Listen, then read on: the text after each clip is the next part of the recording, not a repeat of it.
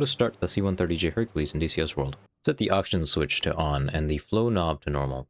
Set the oil cooler flap switches to auto. Set the generator switches to on. Set the battery switch to on. Wait for the self-test to complete and for the HDDs and CNIs to boot up. Hold the APU knob in the start position. When the green APU light turns on, release the knob. Wait until APU RPM is around 80%. Set the external power knob to APU. Press the ECB button to open the ECB page. Type the desired HDD number and press the HDD button. On the ECB page, type in all the circuit breaker numbers to clear them. Press the reset button. Press it again to confirm. Then press HDD to return to the engine page. Set the elevator tab power switch to norm. Move all power levers into ground idle detent. You should hear a click if done correctly. Press all the low speed ground idle buttons. Open the APU bleed air valve. Press the master AV on button to power the avionics.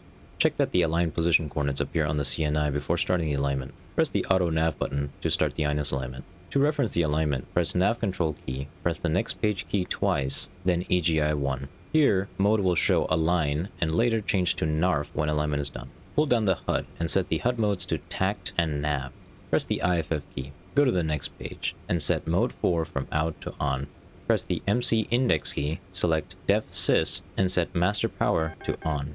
On the TACDS or defensive system panel, set the master switch to on, then the CMDS knob to semi or desired program, and the IRCM switch to operate. Set the anti-skid switch to on. Set the auxiliary pump switch to on, wait for 3000 psi. Turn on the suction boost pumps. Set the pressurization mode knob to auto. Set the exterior light switches as required. Confirm power levers are in ground idle. Turn the engine 3 start knob to start. When the engine 3 green light comes on, release the knob. When engine 3 stabilizes, it has enough bleed air to start the remaining engines, either one by one or two at a time. Start engine 4, then 2, then 1 the same way. Close the APU bleed air valve. Turn off low speed ground idle for engine 2 and 3. Wait for 115 volts of AC power from engine 2 and 3. Turn the external power knob from APU to off. Cycle the APU knob to stop. On the ICE panel, set prop ICE switches 1 through 4 to auto, and pitot heat switches to on if required. On the aircon panel, turn on the flight station air and cargo compartment air buttons. Turn the underfloor air knob to fan. Set the radar mode knob to on. After about 40 seconds, press the map or any other desired radar mode button. On the AMU, press ACOS, press store, then press all advisories, then store message to clear any faults.